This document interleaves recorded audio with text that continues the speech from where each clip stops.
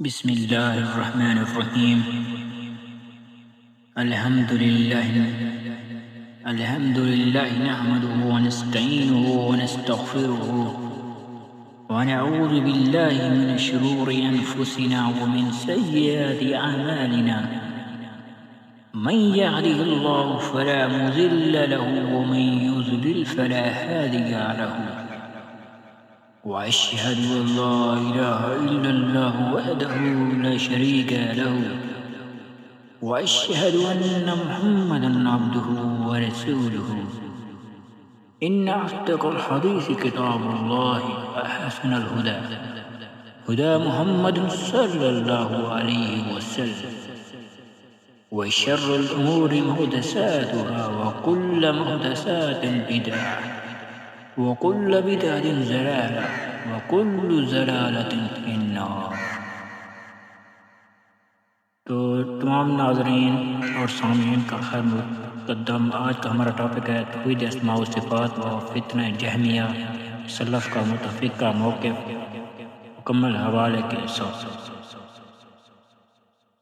آج کا موضوع نہ صرف بہت اہم ہے بلکہ ہماری ایمانی بنیادوں کو مضبوط بنانے کے لیے از حد ضروری. یہ موضوع ہے توحید اسماء و صفات اور ان کا گمراہ کن عقائد کا رد، جنہوں نے صدیوں پہلے امت میں فتنہ پھیلایا. ہم دیکھیں گے کہ کس طرح ہمارے بزرگ علماء اور محدثین اکرام نے قرآنی دلائل اور مستند حوالوں کے ساتھ ان عقائد کا سختی سے مقابلہ کیا. جو اللہ کی ذات کو مخلوق سے تشبیہ دیتے تھے یا اس کی صفات کا انکار کرتے تھے. ہمارا مقصد صرف اور صرف یہ ہے کہ ہم اللہ سبحانہ و تعالی کے بارے میں وہی عقیدہ رکھیں جو قرآن، حدیث اور سلف صالحین کے متفق کا راستے پر مبنی ہو. ہمارا باب اول یہ ہے توحید صفات کی بنیادی اہمیت. محترم ناظرین، اس طرح اسلام کا مرکز توحید ہے اور توحید کا ایک نہایت نازک اور حساس پہلو توحید اسماء و صفات ہے. توحید اسماء و صفات کا مطلب اللہ کی صفات کو قرآن اور حدیث میں بیان شدہ شکل میں تسلیم کرنا، لیکن 4 چیزوں سے پاک. پہلا، یہ معنی نہ بدلیں، تحریف سے بچنا. دوسرا، انکار نہ کریں، تعطیل سے بچنا. تیسرا، کیفیت نہ بتائیں، کیف سے بچنا. چوتھا، مخلوق سے مشابہ نہ کریں، تشبیہ سے بچنا. امام طحاوی کا واضح فیصلہ. اس معاملے کی حساسیت پر امام ابو جعفر الطحاوی رحمۃ اللہ علیہ اپنی شرح آفاق کتاب العقیدہ الطحاویہ عقیدہ نمبر 32 میں فیصلہ کن بات فرماتے ہیں: جس شخص نے اللہ کو انسان کی کسی بھی صفت سے متصف کیا تو وہ کافر. اللہ کی صفات انسان کی صفات سے مشابہت نہیں رکھتی.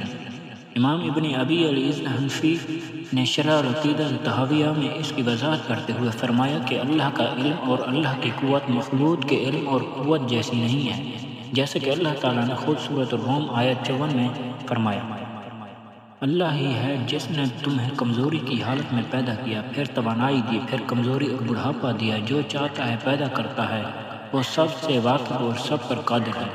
یہاں خالق کی صفت اور مخلوق کی صفت کا فرق واضح ہے. باب دوسرا یہ ہے کہ جہمیہ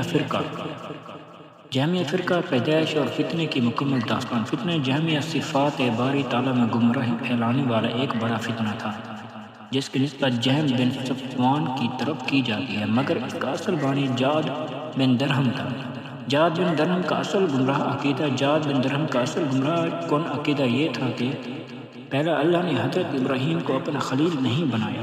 دوسرا، اللہ نے حضرت موسیٰ سے بات نہیں کی، یعنی صفت کلام کا انکار کیا. خالد القصری کا طریق اقدام.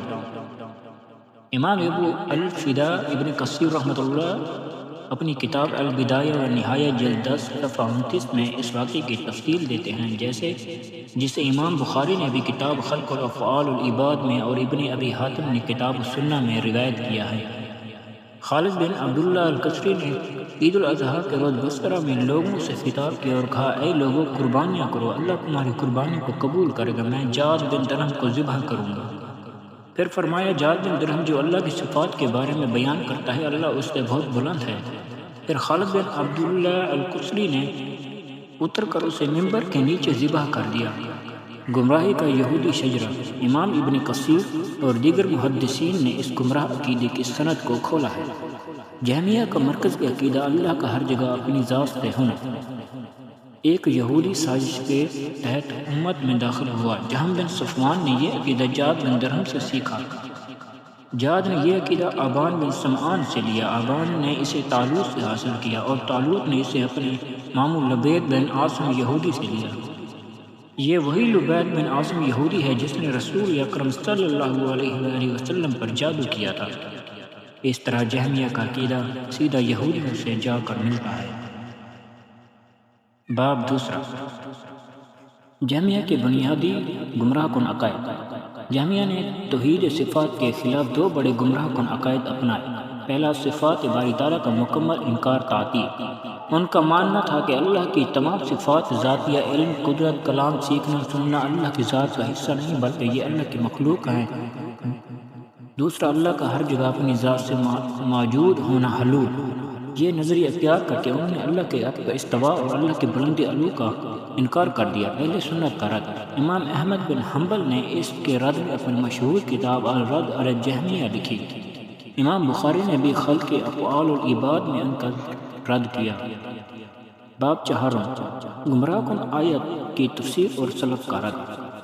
جہمیہ اور ان کے پیروکار اپنے عقیدے حلول کو ثابت کرنے کے لیے سورۃ المجادلہ کی آیت نمبر 7 کو آدھا ادھورا پیش کرتے ہیں۔ ترجمہ یہ ہے، کیا تم کو معلوم نہیں کہ جو کچھ آسمانوں میں ہے اور جو کچھ زمین میں ہے اللہ کو سب معلوم ہے، مگر وہ ان کے ساتھ ہوتا ہے خواہ وہ کہیں ہوں، پھر جو کام کرتے رہے قیامت کے دن وہ انہیں بتائے گا، بے شک اللہ ہر چیز کا جاننے والا ہے۔ گمراہ استدلال۔ وہ صرف جملہ وہ ان کے ساتھ ہوتا ہے اٹھا کر کہتے ہیں کہ اللہ اپنی ذات کے اعتبار سے ہر جگہ موجود ہے۔ Physical demonstration. اہل سنت کا واضح موقف کہ آیت کی ابتدا اور انتہا دونوں اللہ کے علم کو بیان کر رہی ہیں، لہٰذا درمیانی جملہ سے مراد علمی معیت ہے، یعنی اللہ کے علم اور قدرت ہر جگہ موجود ہے جبکہ اس کی ذات اپنے عرش پر بلند ہے۔ باب پنجم، سلف اور محدثین کا متفقہ موقف۔ حوالہ جات۔ محدثین کرام نے اس بات پر مکمل اتفاق کیا ہے کہ اللہ اپنے عرش پر مستوی ہوا ہے اور اس کا علم ہر جگہ ہے۔ امام احمد بن حنبل کا فیصلہ۔ امام احمد بن حنبل فرماتے ہیں، اس روایت کو ابن بطح نے الابانہ میں روایت کیا، جو شخص اس آیت سورۃ مجادلہ کی آیت 7 سے اللہ کا ہر جگہ کا استدلال کرتا ہے وہ جہمیہ کا قول ہے، بلکہ اس کا مطلب یہ ہے کہ اللہ کا علم ان کے ساتھ ہے۔ دوسرا، امام اسحاق بن راہویہ کا قول۔ امام اسحاق بن راہویہ رحمۃ اللہ اس آیت کی تفسیر کو فرماتے ہیں، وہ اپنے عرش پر مستوی ہے لیکن مخلوق سے جدا ہو کر، وہ اپنے علم کے ذریعے شہرت سے قریب ہے۔ دوسرا، سیدنا عبداللہ ابن مبارک کا قول۔ سیدنا عبداللہ ابن مبارک فرماتے ہیں، وہ اپنے عرش پر مستوی ہے مخلوق سے جدا ہو کر۔ امام ابو ذرہ کا فتویٰ، آپ فرماتے ہیں اللہ عرش پر ہے اور اس کا علم ہر جگہ موجود ہے اور جو اس کے علاوہ بات کرے وہ غلط ہے۔ خلاصہ اور آخری نتیجہ، توحید صفات کی اصل اللہ کی صفات کو بلا تشبیہ، تعطیل یا تحریف تسلیم کرنا۔ گمراہ فرقوں کا دعویٰ، صفات کا انکار اور ذات کی ہر جگہ موجودگی کا دعویٰ۔ اہل سنت والجماعت کا عقیدہ، اللہ کی ذات عرش پر مستوی ہے مگر اس کا علم، قدرت اور غلبہ ہر جگہ موجود ہے، وہ بلند منزلہ اور مبرہ ہے۔ اختتام دعا۔ اے اللہ، ہم تیری تعریف کرتے ہیں، تو ہی ہر عیب سے پاک۔ اے ہمارے رب، ہم نے تجھ سے وہی علم حاصل کیا جو ہمارے بزرگ علماء محدثین نے بیان فرمایا۔ تو ہمیں اپنے اسماء و صفات کو بغیر کسی معنی بدلنے، انکار کرنے، کیفیت بتانے یا مخلوق سے تشبیہ دینے کے ماننے کی توفیق عطا فرما۔ اے اللہ، ہمیں حق کو حق جاننے اور اس کی پیروی کرنے کی توفیق عطا فرما، اور باطل کو باطل جاننے اور اس کا مکمل اجتناب کرنے کی توفیق عطا فرما۔ اے ہمارے رب، ہمیں جہمیہ اور دیگر تمام گمراہ فرقوں کے فتن سے محفوظ رکھ۔ ہمیں اس بات کا یقین عطا فرما کہ تو اپنی شان کے مطابق اپنے عرش پر مستوی ہے اور اپنے علم اور قدرت سے ہر جگہ ہمارے ساتھ ہے۔ اے اللہ، اس کوشش کو اپنی بارگاہ میں قبول فرما اور ہمارے لیے ذریعہ نجات بنا۔ آمین یا رب العالمین۔ ویڈیو اچھی لگی ہو تو سبسکرائب، لائک، کمنٹ، شیئر ضرور کریے گا۔ محمد اسامہ معاویہ سلفی۔ السلام علیکم۔